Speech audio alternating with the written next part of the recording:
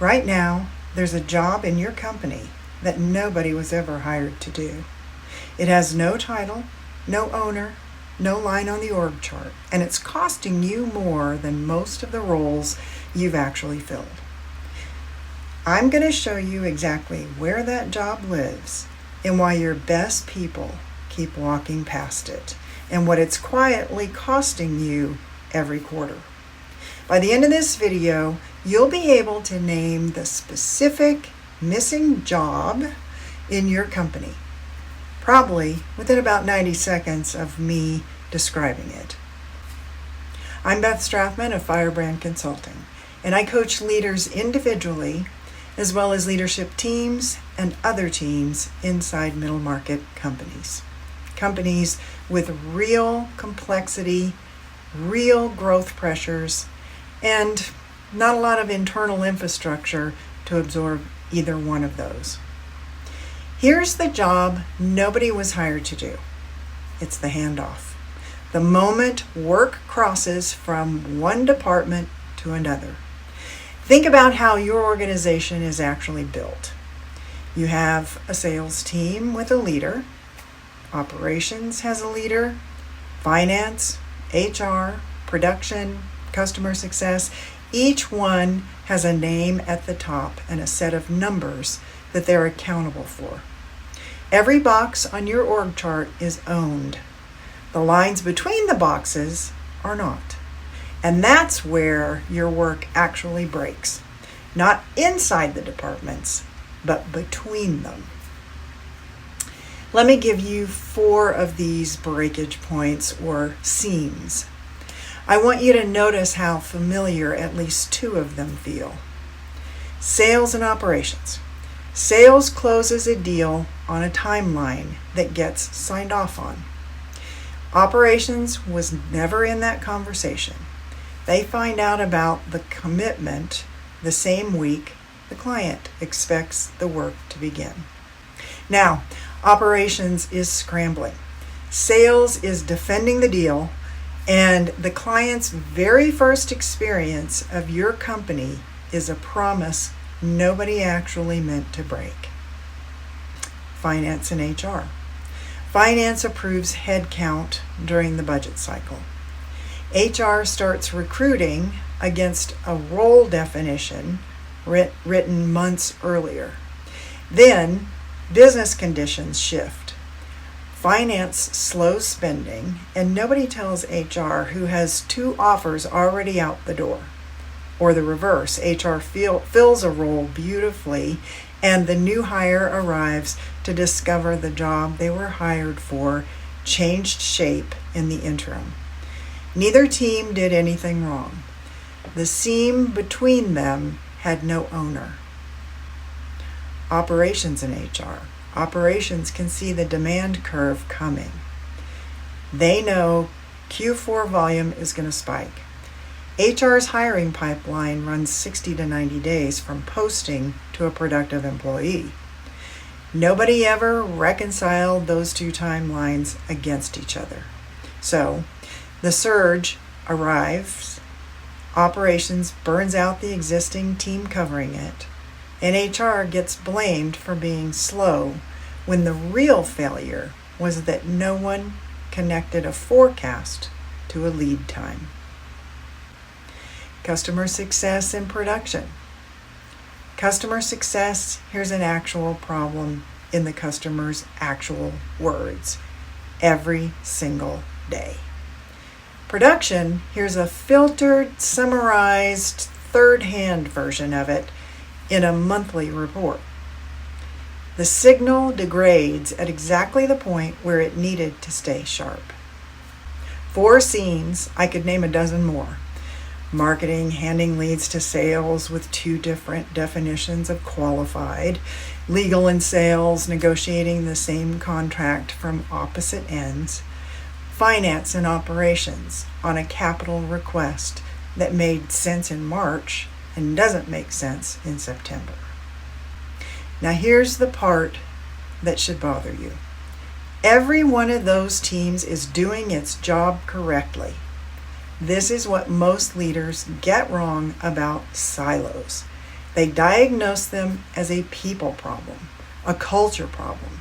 Somebody's territorial. Somebody doesn't play well with others. Somebody needs to be more collaborative. Look at the incentives instead. Sales is measured on closed revenue. So sales optimizes for closing. Operations is measured on delivery and margin. So operations protects delivery and margin. Finance is measured on forecast accuracy and spending discipline. HR is measured on time to fill and retention. Every one of those metrics is defensible. Every one of them is correct in isolation. And not one of them asks a single person to be accountable for what happens in between. So your department heads optimize exactly the way you ask them to. And the predictable output of that system is people focusing on their territory.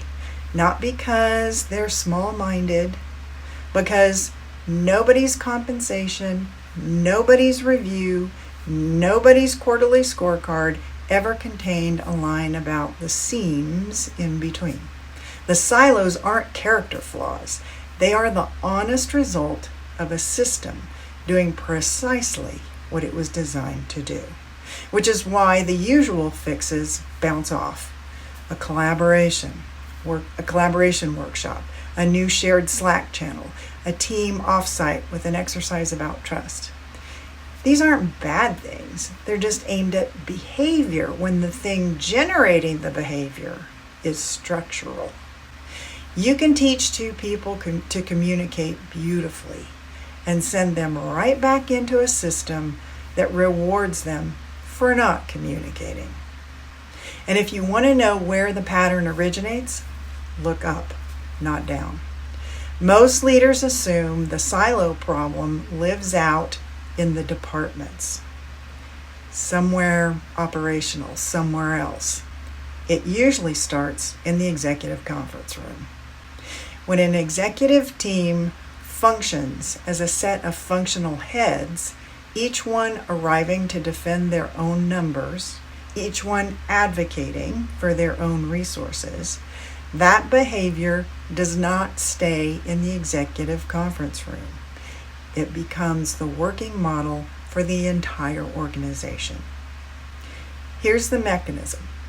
Two of your senior leaders walk out of the same strategy meeting with genuinely different understandings of what was decided.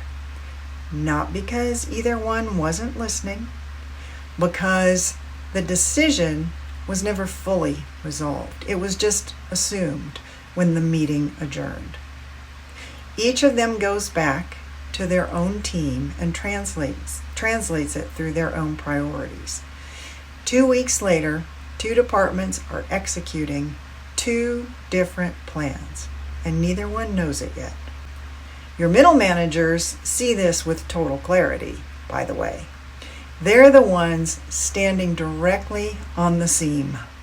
They feel every dropped handoff, every conflicting directive, every gap that becomes their problem to chase at 4:30 on a Friday afternoon. And here's what's hard about their position. They usually don't have the authority to fix the structural cause. The authority over incentives and the ownership both sit above them.